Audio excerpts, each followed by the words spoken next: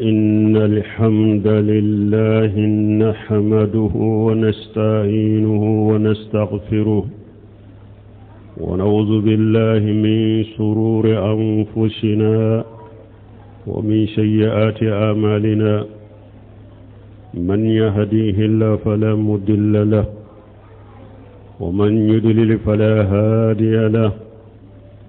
وأشهد أن لا إله إلا الله وحده لا شريك له وأشهد أن محمدا عبده ورسوله صلى الله عليه وعلى آله وأصحابه وسلم تسليما كثيرا أما بعد عباد الله قال تعالى إن عدة الشهور عند الله 12 شهرا في كتاب الله يوم خلق السماوات والأرض منها 4 حرم ذلك دين القيم ولا تظلموا فيهن أنفسكم. وعن أبي هريرة رضي الله عنه قال قال رسول الله صلى الله عليه وسلم لا أدوان ولا تيارة ولا السفر ولا هام. رواه مسلم. مبيالتنو مبايا فدلي ambe anyine alafe akan kisi kabwa nyirokun toro manan kabara jugu ni alay jomin kanda mogote soro min bo fili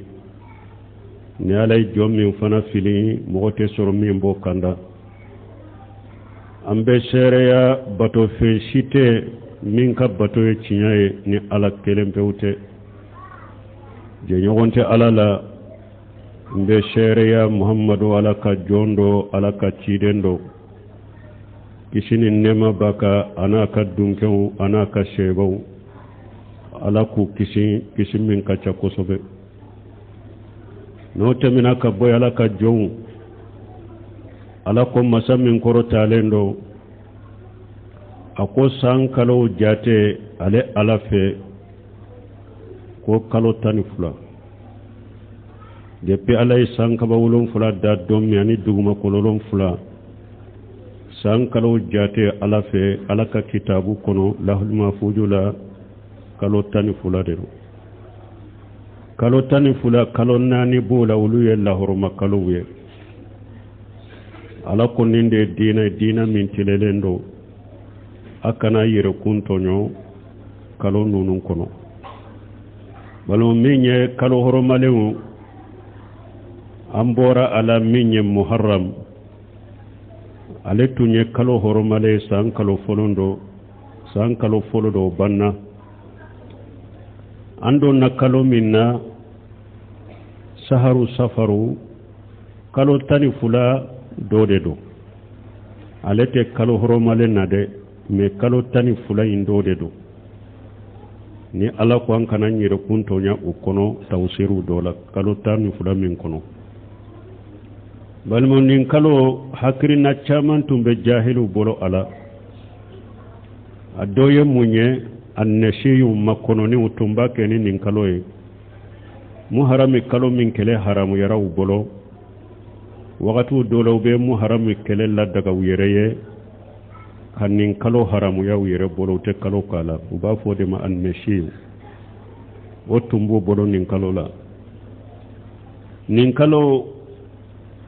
minye doni ke bagaw saharu safaru munnaw ko safaru lañene chaman forala koro chaman forala na doye munye ukoni nin kalo tun shera wakati minnu makele haramu ya yure bura kono nu ye barake ni lahuru makalu ye ni lahuru makalu banna nin kalo be kele damna kono arabu jahiliya tilela abebe bo ka so kono beta kele yorola u ka so be lankolonya kabo chewla ninya atogo doye munu nu ko safaru kore de mana u ka so be lankolonya togo chaman fora la mene men ninya doye balmo nin kalola atumbo bolo fana kalo jugu de tundo bolo ko do la ubafo kalo jugu do ute ko do ke akono mi nyaw ka furu ye utumbo oke akono haru be hadisa do nati ko ciren ko man basarani bi khuruji safari basarituhu bil janna ko ciren ko ni mo mi nyenen ni sonja ko safaru kalo banna bora nebi ni sonja nar janna ni hadisa nyangalo nunun be tumbe jahili do bolo nuba fo ko safaru kalo nin kalo ko kalo jugudo balmo islamiya sariya nana ko cinya ko boye pew hadisa nona nabi hurata bolo ciden ko la adwa e munye atumbe jahilu bolo bana sugudo be ni bana inabe mo worela ni mo kenema banate mina ni gerela tigila bana imbese ka emina ube hari bagaw nyame ni bana sugu do bala na donna nyame kenema ucela o bana nyuguna be nyame utomina atumbe jahilu bolo ko bana nyere de be kontamina ayere ni alaka jente bana nyere de ba atop bagandola kata bagandola na yere ni hari alama jenay o bana sugu munum be kontamine nabe hada madenna bana imba yere bonni hada madenna kata hada maden worela na yere hari kasuru ni alama jenay o ciden nana kaninde ciya ako ninte ciya la adwa ako bana teshe kam mugo soro na yere ni alama latike aha bana udobe doro ciden moge bana udobe ulu ni alaka jenye ube bo mogola kata mogo werela o bana ube me bana intese ko kena yere yede aba keni alaka latige de ani alaka je ciden moge ka boy wodi ato ciden ko hadisa dola firru minani majjumin firaruka min al asadi akoy boli bagitonye komi be boli waranye chugomi ani hadisa dola ciden ko la yuwarridu al mumarridu ala al mushihi akon nyame munun banalendo akanu lu fara nyame kammi yorola nyame munun ka kene nimbe koroye munye bana bese ka kontamine me abe kene ala kala tige ni ala ka jende wo cide nye nunun fana fo pour hada maden ki yere koroshi tora sababuma ki yere koroshi tora fe ki yere koroshi ni sababu daga le munye fentola oda to ciden ko iboli bagito ni ko mi be boli warane chogomi kasoro ciden yere della ka bagito do bolo mina ka do aka dumuni minan kono ku ka dumuni ke nyogon fe kayira munu fulen ni nyen ni alayu fo ko bana be kontine ni alaka jenna alaka latige o koro de doro hada made sababu dagale iku uluke puru ki yere kisini sababu dagale unye fentola me ka do fana ko bebe alaka latige de bolo ore ya to ni bagito ye dumuni ke nyogon fe donc nunun ka famu cidenye bana kontamine minge jahilu ka hakilina ko bana imbe kontamine na yere de kasoro alama jenaye alama latige ciden ko de te bana idan fende ale abesi ka bom mo ko ni la kata mo la me abekeni alaka latige de ani alaka je me ni alama jenaye ni alama latige atese kake o ye folo ila adwa fulana ciden ko wala tiara ako tereya fanate mana abe do bolo tereya be do bolo kalowula tereya be do bolo downa tereya be do bolo sauna tereya be do bolo konowula tereya be do bolo bagawundora tereya be do bolo hadamadundola yere tiara ye munye mogodo abe do bolo ko ni be bo katata mayorola ni ye kono wuli kono panna katani kiniye ko i hera be otamala ikata ube kono panna tarani nyefela de ika hera be otamala ikata meni kono panna katani numande ube sagira ko ika hera to otamala ikasagi ode tiara cidon ko te ciyai foite kono bolo alaka damfende hada maden ka ko be alaka latige de bolo ube don ubafo ni beta kono sugu dobe no kasiraila ikatamate jey kasage o yettere yade ciiden ko o te tiɲa ye foyi tɛ kɔnɔ bolo fɛn bɛɛ bɛ ala ka latigɛ de bolo donc hari n'u bɔra sɔgɔma joona n'i y'u fɔ i m'u ɲɛ kɔ u tɛ e jaabi fo k'u ɲɛ de ko fɔlɔ nin bɛ hɛrɛ tɛ nin si bolo tɔɔrɔ tɛ nin si bolo donc n'u bɔra u ni ɲɛ kelen bɛnna dɔrɔn u bɛ sagi k'olu ka don tɛ diya dɔw b'u ka jagofɛn kun na dɔrɔn i sɔlila e taara ko juru u b'a fɔ ko mɔgɔ ka kiliyan fɔlɔ n'i y'a kɛ juru ye ko tile bɛɛ bɛ k'i bolo juru ye ciden ye ninnu de kɛ a ko ninnu tɛ sawaba ye ninnu sahalen tɛ dɔw bɛ teriya kɛ ni musow dɔw ye ni muso sugu n'i y'a furu dɔrɔn ni hɛrɛ farala ciden ko tiɲɛ t'a la ni so sugu n'i y'a mara dɔrɔn don o don i ni balaw ni kasara a ko tiɲɛ t'a la maana ninnu ye danfɛnw de fɛn o fɛn ye hadamaden sɔrɔ a jate mina ala ka latigɛ de don o de y'a to ala yɛrɛ ko kuranna kɔnɔ ma asaba min musibatin fil ardi wala fi anfusikum illa fi kitabin min qabli an nabraha inna jalika ala allah yasiru ala ko masiba si t'aw sɔrɔ dugukolo ka masiba si t'aw sɔrɔ aw yɛrɛ kun na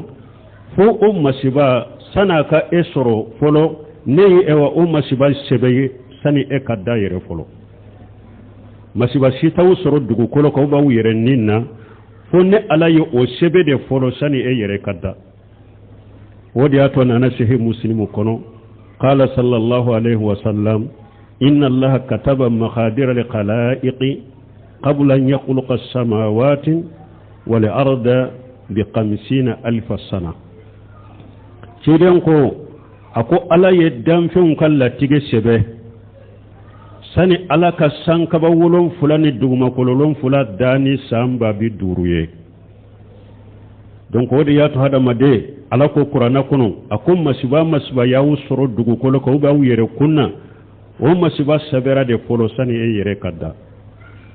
a kɛra ni ala ka latigɛ de aw bɛ sababu minnu fɔ ka teriya minnu fɔ olu tɛ o sɛbɛri ka ba de pewu depuis e ma da ala ka latigɛ de don o kɔfɛ hadisa in kɔnɔ ciden ko sallallahu alaihi wasallam wala safara a ko safaru kalo in fana hakilina min bɛ mɔgɔw bolo safaru kalo in fana la a ko tiɲɛ t'o fana la dɛ safaru kalo min filɛ nin ye kalow dɔ komi san kalow tɔ hɛrɛ t'a bolo bɔnɛ t'a bolo nin kalo hadisa ma sabati ni ciden ya fasamantiya kɛrɛkɛrɛyalen d'a ma hadisa ma sabati ka damana fasamantiya ewa ka lagosili fana d'a ma kalo dɔ komi san kalow tɔ hɛrɛ t'a bolo tɔɔrɔ t'a bolo bari kalo in ye danfɛn de ye a danna e hadamaden yɛrɛ ka ewa nafali de kama ke hadamaden yɛrɛ de nafa a dara e yɛrɛ de ka nafali kama wallazi khalaqa lakum ma fi samawati wa ma fil ardi jami'an minhu wallazi khalaqa lakum ma fi samawati wa ma fil ardi jami'an minhu ala de masaye danfɛ be sankaba 7 danfɛ be dugumakolo 7 ala ya bedda awde jami'a ala ya bedda awde danfɛn be dara hadamaden nafali de kama tora to bolo ko obe o lase ema o te se ka kɛ tora sababu ye ka lase ema e ka ko bɛɛ ala de bolo o ciden ko hakilina minnu bɛ fɔ nin kalo fana la ko kalo jugu don ou bien furu man ɲi furu kɛnɛ k'a kɔnɔ a ko tiɲɛ t'a la dɛ tereya de don ani kalo tɔ bɛ kɛlɛ kɛ o kɔfɛ ciden ko sallallahu alaihi wasallam wala hamatan a ko gingin ko in fana min bɛ hadamadenw bolo ko tiɲɛ t'o fana la dɛ hama album arabu b'a fɔ album o ye gingi ye a tun bɛ jahiliw bolo ko gingi kɔni ko n'a nana ka tu i ka so kɔni la ayiwa ko balawu dɔ bɛ sɔrɔ dɛ ko balawu dɔ bɛ dumɔgɔw sɔrɔ ko ni mɔgɔ dɔ kɔni ma sa balawu dɔ b'aw sɔrɔ ciden ko tɛ tiɲɛ ye gingi ala y'ale fana balo cogo kɛ nin cogo de la ale bɛ a ka ewa dahiri men ni sufela de la ale be pa na jigi yoro benna yoro minna abe jigi o yoro ka me jahilu bolo ni ginge ko ni jigina ka soka doro ko oye balawdo na to da yima ciiden ko te ciñay gingi e danfende kono de do e hadama de nyala ka danfenye cogo mi ni bi balo cogo ni ka garjage nyini gingi fana ala ka danfenda ba ka balo cogo na ka garjage de nyini herata bolo boneta bolo donc ni hadisa be muslimu kono mo ko nunu faamu ni nunu faamu doro ka ko bede alama ibe lafiya ikanyana ma yakono am fana yaye shebebe mo min naw bagabe mo min naw tafobe mo min naw do be haru kam mobile kono be fewndo dila pour aku kam mobile kisi masiboma do be nyaki sheddila kam mobile la do be tege farad dilo kam mobile la do yerebe qur'ana ayaw ani hadisa duwaw do dilo mobile la kunye munya kam mobile kisi fitnama nimbebe togode ko sebendilo atebe silamiya sirala ciren ko manta Allah ka temi matan faqad ashraka ako ni sebendilo dro ko ye musrikiya ke mo ka yere korosin nonuma ciren ko atiyaratu shirku ako tereyaye musrikiya de donc hada maden ki yere korosin nun ko suguma iki ka ko shinshi alaka iki dusukundiro alala herani bone o bebe ala de bolo ala ye sababu daga le munun koni fo ni sababu ke ube nin do ke ube ni aya kala nimbe ke sababu ki tanga ki koroshi o sababu daga len keli basite wulula mi sababu munun ma daga de lamana sababu munun ma ube dalilan nana ka sababu munun ciya iyere koroshi uluma ikanyana ma yakuru ina dowye ube mobile lemburu komuni de ta kabilu ka mobile kono ko kal lemburu komuni to mobile kono ko ite accident kay mobile minye accident ke kabini lemburu komuni sarasema e kunci boba lemburu komuni sarasema yerebe mobile kono bebbi ibe lemburu yarato ye gotoron ka fambe lemburu bebe bo lemburu komuni keleni fula o de be ka mobile kisi ko accident kay nunu ya hakilina jugude jahili hakilina udedo mugo ku yere koloshi kabuma ma yaftahi Allahu lin-nasi min rahmati fala mumsika laha wa ma yumsik fala mursila lahu min ba'dihi wa huwa azizul hakim ala yode fo akonni ala ye nema min dayele kana hada mademma akomina bagatola de ni ala de eke hera mai kike setige kike doni ke bagaye kike mugo lafiya lenye ka muso nyuma duma ka den nyuma duma mugo site se ko bosila akonni ala ye nema dayela mugo minye ko mina bagato nema la de mugo site se ko nema mina ka boyila i hakili kasigi awa konni ala ye nema min mina fana nama ci katima dan fenshi de tejiya kono min be se ko nema dima ni ala yi kumante nema minna dimbagato la de somate domate morite la turu dannate fulali kelate ni ala yim nema mimmina ka hera mimmina ka bo elade damfen shide te jiya kono min be se ko fera dima o hera o damfente ala ko ala de she masay ala de kiri masale de ala de kodo masay woda to ciden tumba fo akaddu wa kono allahumma la maniya lima ataita wala mutiya lima manaita wala yanfau zadd minka li jadd ciden tumba fo kaddo kono akontiri ala akonni ala ye mo mi so kumanti bagatola ni ala yi so de mo site sege kumantiya idday kasino ko kala fi ay kala bato acco nyumana mo ko de sisa ni mo mi nye she soro ko ikana sigini yere yede ko sisan kam mo mani yere nyini ay ciden kontiki ala ni ala ye mo mi so kumanti bagatola ni ala de ya dima foi tese kamina ila i diskundilo ala la ikadda ala la ikan neman foi tese ka boshila foni ala ye nema de yere man ni sababu minye ni yele manade inna allaha la yuqayyiru ma bi qawmi hatta yuqayyiru ma bi anfusihim ni ala ye nema min kɛ mɔgɔ kan a t'a ka nema yɛlɛma ka bɔ e ka dɛ fo ni e yɛrɛ de yɛlɛmana sa ni ala y'a ka nema in di e ma ni sababu min ye ni e yɛrɛ de yɛlɛmana ka bɔ la nema in bɛ se ka yɛlɛma sinon danfɛn si tɛ se ka nema in yɛlɛma ka bɔ i bolo ni ala ma sɔn wala mu'tiya lima manaita awa a ko an tigi e ala ni e ala ye mɔgɔ min fana kumantiya sɔnbagantɔ tigi la dɛ ni ala de ko i tɛ den sɔrɔ diɲɛ bɛɛ ka fara ɲɔgɔn kan o tɛ se ka den d'i ma ni ala de ko ye fanta ye diɲɛ bɛɛ ka fara ɲɔgɔn kan ka mananku d'i ma i tɛ se ka kɛ setigi ye ni ala de ye e kɛ banabagatɔ ye diɲɛ bɛɛ ka fara ɲɔgɔn kan k'i furakɛ i tɛ se ka kɛnɛya ni e ala ye mɔgɔ min kumantiya sɔnbagatɔ tigi la an tigi ala awa nafolotigi ka nafolo tɛ se ka foyi ɲa a ma e ala fɛ ni ala bato ma se e ala ma mɔgɔw ni tawhidi ni ala bato ma se ala ma ko n ka nafolo ka ca wa o tɛ se ka foyi ɲa i ma ala fɛ nin tun bɛ ciden ka duwawu la n'a b'a fɔ a'udhu billahi minash shaitani rajim wa in yamsaka Allahu bi khair wa in yamsaka Allahu bi durri fala kashifa lahu illa huwa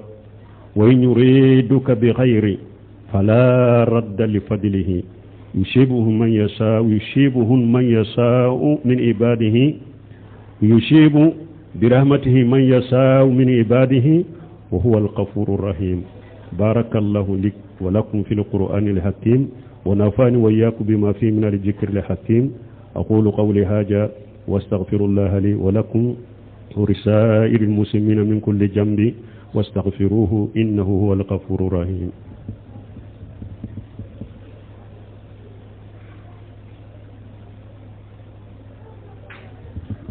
الحمد لله رب العالمين والصلاة والسلام على نبينا محمد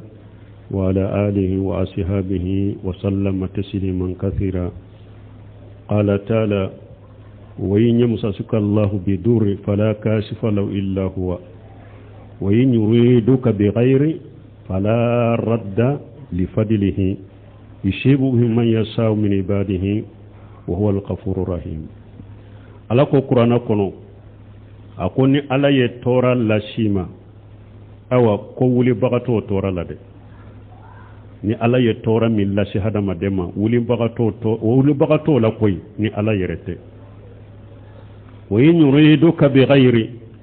ni ala ye hera de nyinini ye fana fala radda li fadlihi mo sitte sagala ka fasamantia sagi ka boy bolo mais ala ka fasamantia abata kadi mo de maka jowna ye minjia alay mo sutura bagade alay ne malikela de balimoni aya fana la ala ye ko beba ni ala de tora daika ibe ala de la ka tora boyka de sino damfin site min be se ka tora imboka ni ala kelembe ute ibe ala de delisa ki sembe ala de ma aye sababu dagale munun fo ube uluke me haluru yere koto i kana miri ko sababu inde be tora imboyka de adodoro ala de nin fo nyaye nin ke sababu dagale nyemba ke ni ale ala fasamanta in faralaka ko imbe wuli ibe sababu inke me sababu inkeli ko fe hari bi sinsi ala ka fasamanta indeka isinsi ala kelempe udeka ode be se ka tora imboka awa ala ko ni ale ala naye hera la nyini ni mo minye fana ko mo sitte se ko hera sagi ka boy bolode karasa ka doni min bala a bolon ka minala atese karasa de nyuma munu fule ni nyunku minala atese karasa muso nyuma munu fula bolon ku minala atese karasa lafiya ni kenya min ba bulon ka min ala tese karasa ka sheba yani na fulu min fulen ka min ala atese fala radda li fadlihi nyala ya ka fasamanta di mo mi ma sagi ba shito fasamanta Allah ya kele ka sigi kadda alala bal mo ni qur'ana aya munun fulen ni nye qur'ana min fulen nantu nya kala ka famu ka barake nae hada maden kan nyana ma yabbe yima damude kono filiti kawo mais qur'ana de ma famu tawhidi ma famu mo ma tawhidi ta ode corona filibe mo ka shetigu ko ulu kana siginu yere ko jiyamani fama ko kana siginu yere ko si gansante kumu ko jiyamani fantan ko le tate ko gansaye na le donna ko la tenya ko ninte ko gansaye kangulin ka nyanyini muso ko an ka wuli ka nyanyini cew ko an ka wuli ka nyanyini demisenu ko an ka wuli ka ñañini sisan ka cokorbaw mañide ni mi yere ñini ñañini doro ubi faga jonna jom be lafiya sa jom lafiya lendo ñanamaya en kono tawhidi tigi alladhina amanu ولم يلبسوا إيمانهم بظلم أولئك لهم الأمن وهم المهتدون ألكم غمن لمن يرى وكالتوحيد كننا التوحيد الربوبية كننا لا أرو أنو كالتوحيد أولياء كننا لا وما مشرك يغنبي على توحيد كالتوحيد مشرك يسمى يغنبي وكال لمن يكونوا ألكم نمغ سعود حكلي سجلين دو جيا كنو ننون دي كندموه من لمن يرى ukalli man yayin kono na law ma mushriki ya sin nyagambi ukatta uhide kono uma mushriki ya sin nyagambi ukalli man ya kono ala ko nunun tigla mo jiya kono de ako hakili sigi be nunun de jiya ani lagara awa ko nunun de kandalendo hada maden ka ko de la ma asaba min musibati illa bi idnillah wa man yu'minu billahi yahdi qalbahu ala ko masiba shide tawsoro fo abawsoro ni ala ka jende masiba sita wusoro fo masiba yisoro ayisoro ni alaka jende ayisoro ni alaka latige de ni mogo min dusukun dara alala ala bi kanda masiba imbe teme ika teme chogo nyuma minna ala bi kanda katoma abi lafiya masiba sire te hada maden soro ni ala ma jenay fuide te hada maden soro kanyana ma yakuno ni ala ma latige ni ala ma jenay muni mogo min dara alala idusukun dara alala ala bi ede kanda ambe ala dela ala kankanda wala mbalimu ewa kalo munu nube teriyake kalo doke kalo jugu ka donke don juguye ni nyetama donye ni tetama donye ewa nini ni sugu benna ika donte jia nunu na nyogona yu bo aka hakilila abe do bolo yere nin kalo min fule ni nya araba laba ko araba tere la madedo chinyatula jahili hakili na udedo chinyatula herate dombolo torate dombolo herate kalo bolo torate kalo bolo herate sambolo torate sambolo kono herata bolo torata bolo hada made nyona hada made herata bolo torata bolo nimbebe ala de bolo an kan sembe alama kandu sukundiro alama ambe ala delala kan ke tawhid mogoye ربنا آتنا في الدنيا حسنة وفي الآخرة حسنة وقنا عذاب النار ربنا لا تزغ قلوبنا بعد إذ هديتنا وهب لنا من لدنك رحمة إنك أنت الوهاب اللهم اجعل الإسلام والمسلمين وجل الشرك والمشركين ودمر أعداءك أعداء الدين برحمتك يا أرحم الراحمين وآخر دعوانا الحمد لله رب العالمين